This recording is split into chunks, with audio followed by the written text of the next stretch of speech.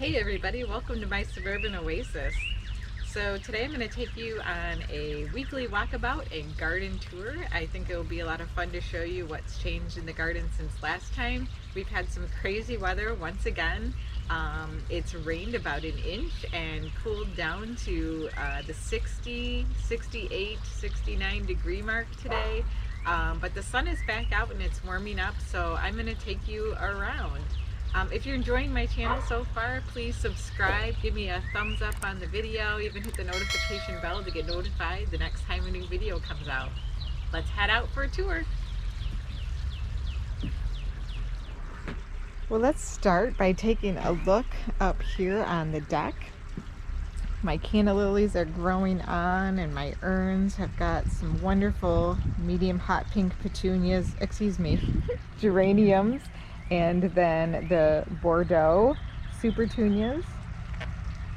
And then I have some that I grew from seed right along this side of the deck. And those are some wave petunias. And the cool thing that happened is, because I grew them from seed that were the result of some cross-pollination, I got some very different colors. So originally it was a cross between this yellow and then this purple, and what I've gotten as a result of it as well are some pink, some light pink, and you'll even see some others as we go through the yard that have kind of changed color slightly but are very cool. And then I just have some other geraniums, and this mandevilla, which I appreciate everybody confirming was what it is about to bloom. This terracotta plant stand and pot, along with the beautiful trellis, has a clematis on it, and it also has some foxglove that are just starting to bloom. It's amazing to think that all of that growth has happened since this spring and is a brand new planter. Over here, the white wands of Veronica is doing very well, along with this little lime, panicle hydrangea. And this little lime is starting to get some buds on it. My fig is getting bigger, and so I repotted that. I have quite a few changes to show you guys this time. I feel like we've had some growth spurts. This succulent arrangement, the succulents were donated to me in collaboration from the Next Gardener. They're looking beautiful. And then I have my strawberry plants over here, which are both blooming as well as putting on some fruit. And this is the Buried Treasure. That's the pink. And this is the red. And then I also have some white ones. And I pruned this rosemary into a bit of a topiary here. And I want to show you my colocasia elephant ears over here. They have gotten quite large. And I have one pot that is still waiting to burst into growth, but I think it's pretty close to doing that now. Once I put these into a larger container, they seem to really enjoy that and appreciate it. I have two summer squash plants here that are going to grow, and I have my red hot poker plant here. Check it out. It is so nice and orange. It is like fuchsia, not fuchsia, fluorescent orange. Look at that. Wow. I've never grown this kind before because I'm not a super big fan of the hot colors, but once you see it in person, it's kind of hard not to like it. The vines are climbing the walls now for these are my angel trumpet wing gourds. And in front of it is my autumn joy 9-bark. And then my 9-bark bushes here are all looking quite lovely. I have to say they're all summer wine. This one's supposed to be petite summer wine, but it is the exact same size as the other two, so I'm not sure what's petite about it. My sunflowers are getting really big over there. I had some leftover seeds from a neighbor. And you can see my blue drumstick alliums alongside of my sweet peas are looking very pretty. My roses.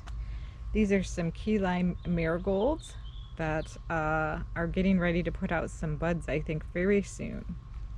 Okay, and then the lady area. This is looking pretty good. My Nepeta over here has grown almost completely back behind the barberry, and I cut that back. That's the Nepeta Walker's Low, and it's getting ready to produce another set of blooms here soon as well. And the lobelia in this lady's head is looking very gorgeous now. And these coneflowers are massive on either side of her head. They are going to be very prolific this year. I mean, they're so big. I didn't have them so tall last year. So you can see I planted some foxglove back behind both of them, but it's actually shorter than the purple coneflower this year. My tuberous begonias are starting to bloom. I don't know that I would call this pink though. It looks a little bit more orange peach to me. They were called pink. These phlox are still going. They are starting to give out a little bit, but boy, they are sure performers, aren't they?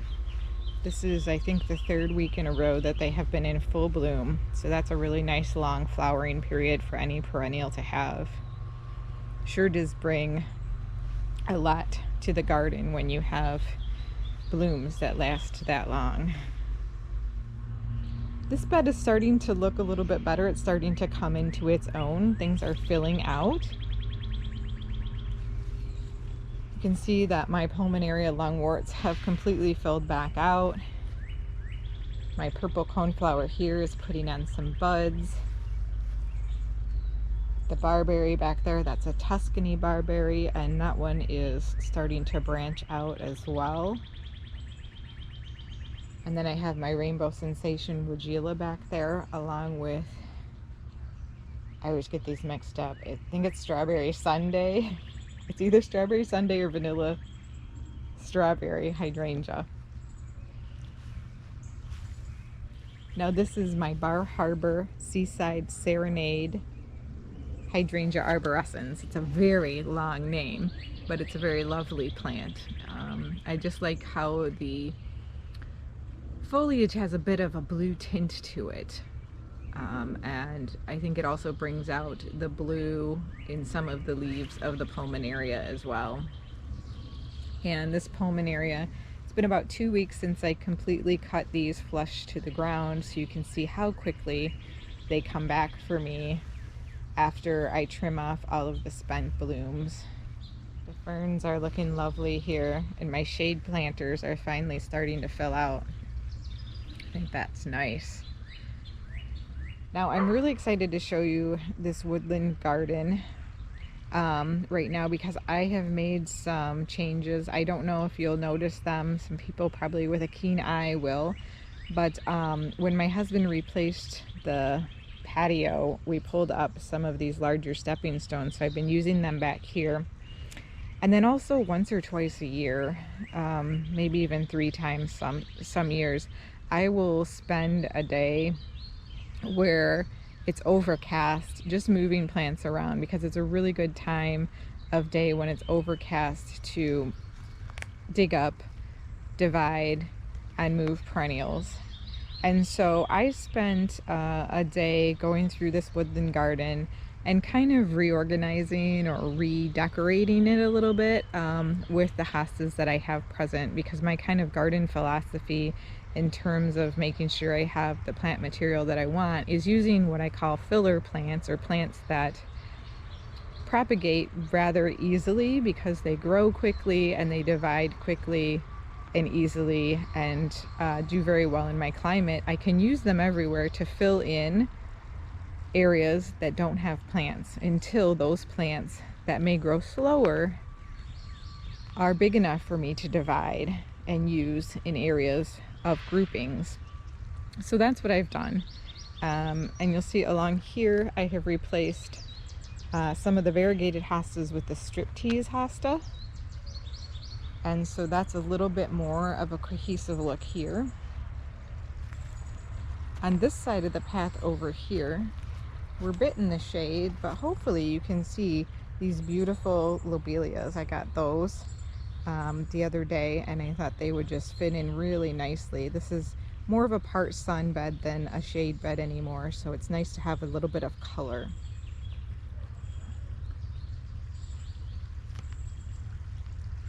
I took out probably 5 of what I call filler hostas, which is this type of hosta that's right here. It's a large hosta, it grows quickly, and I can divide it and transplant it easily, and it grows well here, but it's not much of a show to look at.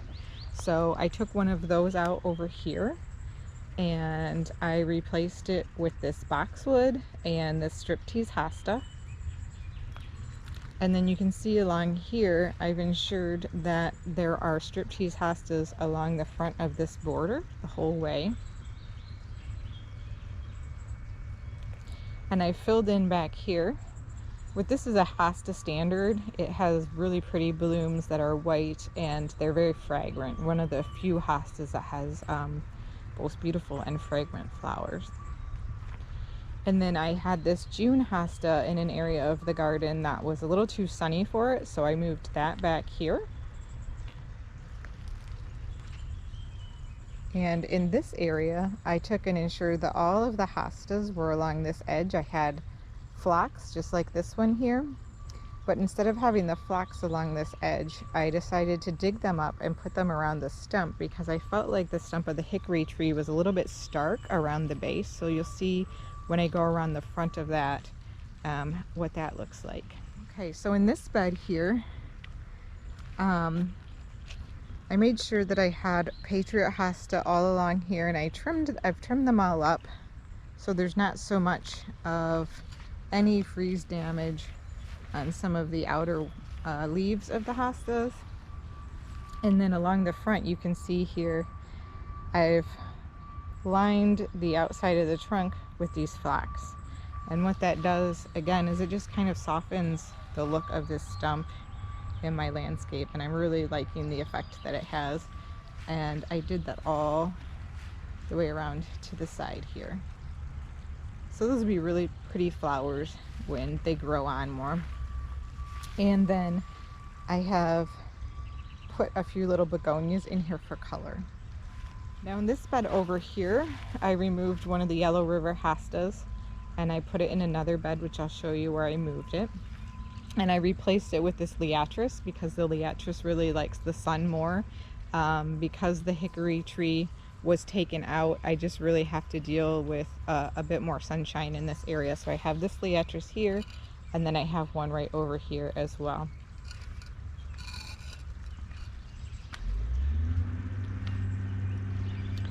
And so back here is where I took out another filler hosta and added this Yellow River one. And doesn't that look nice with the variegation there?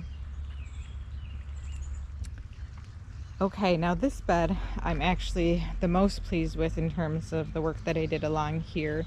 I took some of the sedge that is along the front of this bed, along with some of these August moon. They're like a lime yellow, and I divided these so that I would have a more consistent edging along the front, and then a more consistent front line of matching foliage, which I think again just kind of draws the eye along. It makes it flow better. It's a little more rhythmic, along with the blue pansies that we have here. Now in this front bed, I took some more begonias, and I took one of my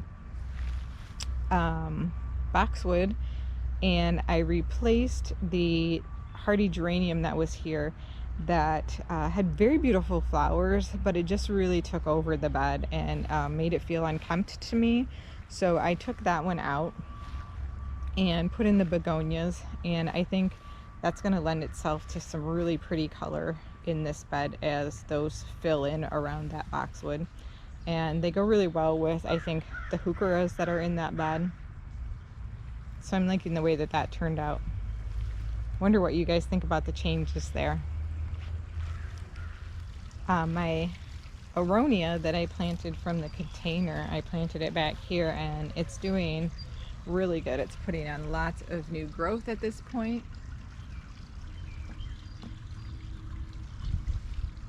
So I'm really excited to see that one doing so well. Need something to fill in that area with a little bit of structure, and it will be very colorful in the fall. All of the heucheras are really starting to also look much more full. Okay, here's my Eden rose, and it's so beautiful. Just look at all of the layers in that flower. It smells awesome. It looks awesome. Oh, it's a climbing rose, so I have affixed it to this wire here, and then I'm going to try to train it in this direction and start to get it to be horizontal, which helps to make climbing roses grow extra blooms. I did take a penstemon cutting, which is right there, so we'll see how well that does.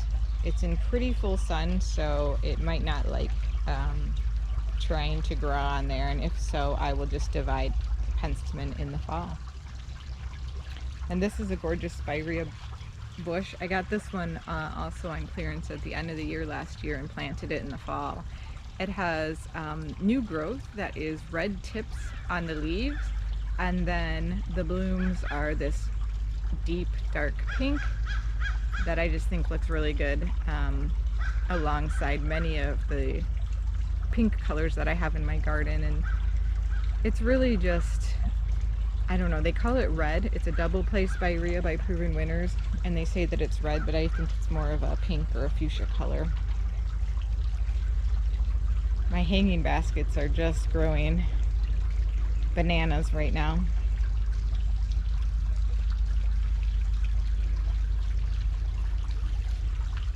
And here's another one of those strawberry Sunday paniculata hydrangeas that is just covered in buds.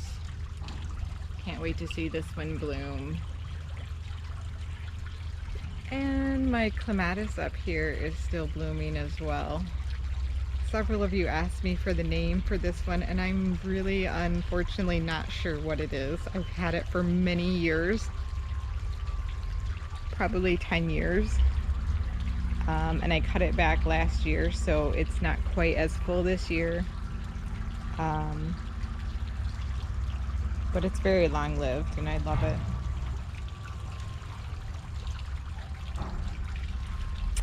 Some of my powwow, I believe these are the Cheyenne version of the echinacea, the coneflower. Those are putting on buds. Got them there and over there, and then some tucked in right here and a little bit right there. And these classic coral dianthus are just continuing to bloom their little heads off for me, and then I have a little bit of alyssum tucked in between them, which is starting to spread a little bit more. All right, let's check out the fountain garden. I have a new large pot, which is an addition here.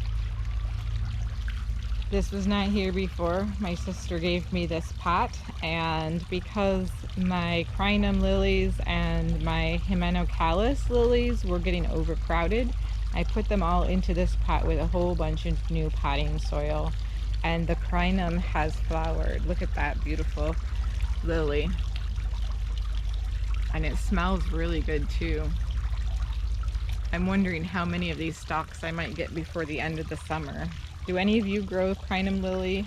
Many people grow it in the south, I believe, and I'm hoping that it's a continuous bloomer and not just, you know, one stalk and then done.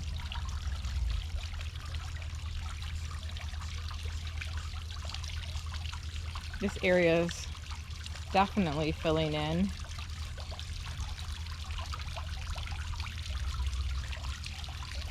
kind of at the height of lushness right now, right in June. These pots are filling out as well. These are the light yellow patoka. And then you can see the sage that I clipped back for more flowers are getting some bloom heads on them, some buds. My butterfly bushes over in this area are starting to come up. I have 3 of them, one over here, one there, and one here. These are the small ones. They are pink. I'm trying to remember, it's not the ruby chip.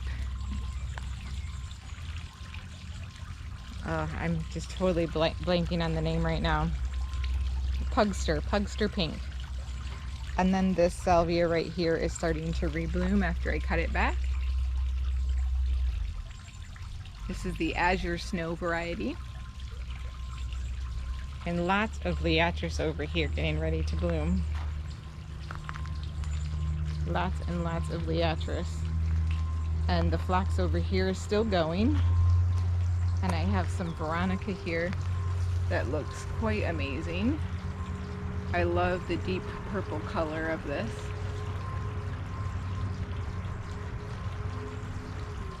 And then I got a new sage. I replaced a filler aster right here, which was getting too much sun, with this salvia, which is the blue marvel salvia. And you may recall I have several rose marvel salvia that I like, and they have the larger blooms. And so I think that one's going to be awesome. I can't wait to see it bloom. So this is my favorite rose so far because it last year did not get any diseases, and it really blooms quite prolifically, and I just love the color. And it's in a great combination with that salvia, the deep dark salvia, then with this bright pop of color. This one is called All the Rage, and it's an easy elegance rose. And then I have some other coneflowers that are here. These are the Cleopatra ones, so they should be like a very light buttery yellow when they open all the way. Now my Allium giganteum, they are almost dry. So some of you asked if I could do a video to talk a little bit about, or to show you how I collect the seeds on those, and I will do my best to do that. Okay, here's that rose marvel salvia that I was talking about. So you can imagine that with blue flowers instead of rose colored flowers. That's what I'm hoping the blue marvel will look like. And just look at my quick fire hydrangea. Oh, it's almost hydrangea season. This is the start. These are called quick fire because they're usually the first hydrangea to bloom. And it definitely is. It's so pretty and white. They love the sun. And my lavender is looking lovely. A few different lavender plants in here. It smells great. It looks pretty. My other sun basket is doing well.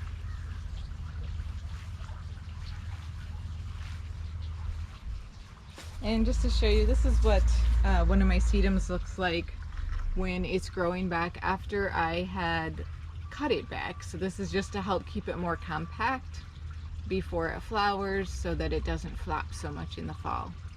I left some of the clippings, and I think back here a couple of them might actually be taking, so that's kind of fun to see. And then I got a new heuchera, this one right here. It is called Spearmint, and it's definitely a very minty green color. I love that.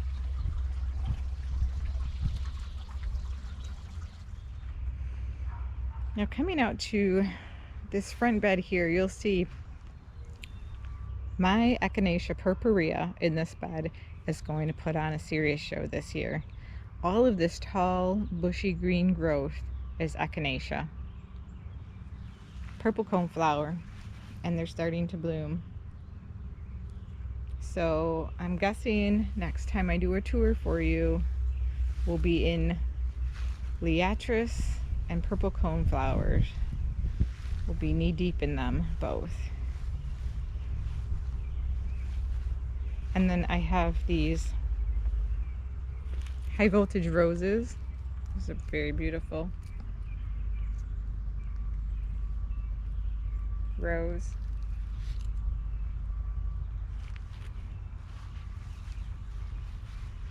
And I have trimmed back my peonies. So I actually took some out of the middle, but then I trimmed them back to the very bottom node. So I'll show you here on a stem. This is like the last leaf stem that comes out. And the reason why I do that is to make sure that I can try to avoid powdery mildew, because these often get black spot and powdery mildew, and they get really ugly when that happens. And there's not a whole lot that I can do about it, even if I try to treat it. This bed is also looking nice. I feel like things are finally starting to really take root in here from all the things I've planted. All of these dianthus are putting up nice new shoots, so I think they're going to bud out soon. Like I said, I feel like it's just starting to fill in a bit and feel a little bit more established. Still looks sparse to me, but I'm much more happy with it now than I was about a month ago. You can see that the Mystic Spires salvia here is blooming on the end. Isn't that pretty? Those are pretty. I like those flowers. I love the color of it and everything. And then I did get some Angelonia beard's tongue right here. This is an annual. Oops. I just got it on clearance, so I got several of those, and just used it for some filler in this bed. I think the blue of these dianthus really tie in nicely with that juniper tree, don't they? That color is just nice. One of the interesting things that I noticed about this elderberry is that it is putting on new growth, and when the new growth comes out, it's very light, it's green, and then it starts to turn more black as it gets the sunshine. That's pretty fun. Now it is definitely boxwood pruning time. I see a lot of new growth on these, and it's time to get out the shears, so I will show you that in a video if I have a chance. And then I wanted to show you this bed because the blooms are spent on the majority of the salvia in here, but you can tell by the color of the calyx that there is still that residual hue of the flower tone. So the purple on the Maynite, and then the pink over here. And it looks really pretty, and you could just leave those there if you want to. That's fine, but I will be trimming mine back to get additional blooms.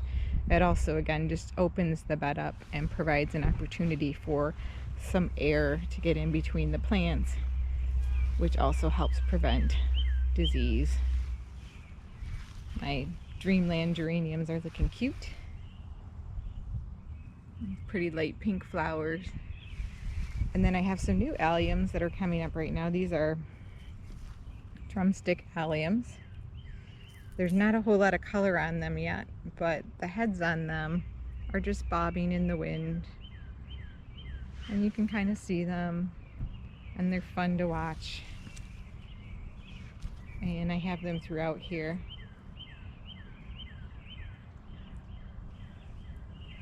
So we're really right now in the changeover between spring and summer. You know, as the beginning of summer kind of comes in with warmer weather, some things are going out of bloom and some things are coming into bloom.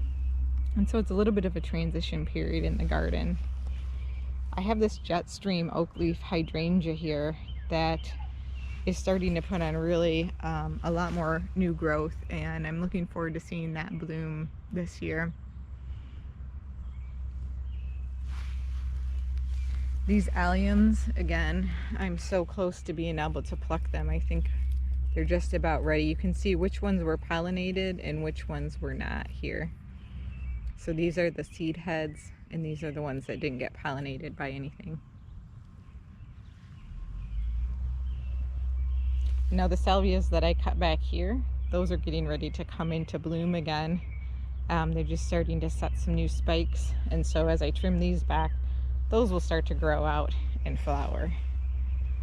So having things that succession bloom in your yard is definitely a joy to have.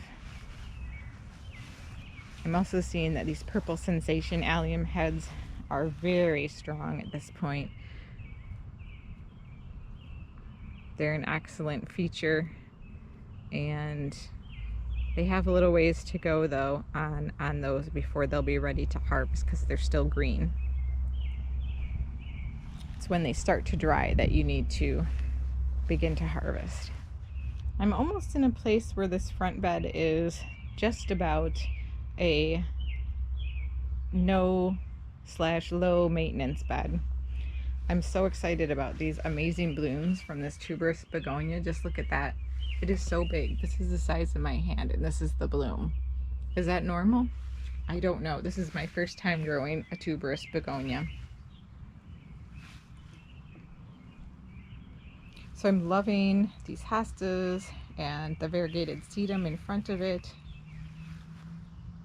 And I did a little trimming back on this azalea, and it's flushing out with some new growth, which is making it look healthier and a little bit less spindly. So next year I think it will have more blooms. And then I've come through here and I've cut out all of the blooms off of the heucheras.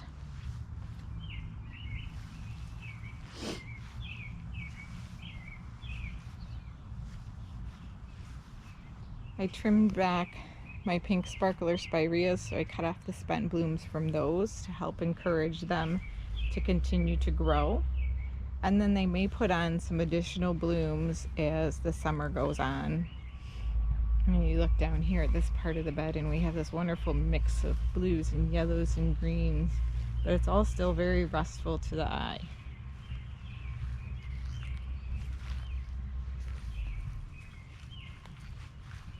Still no blooms yet on the Fothergilla, but I will be watching for them.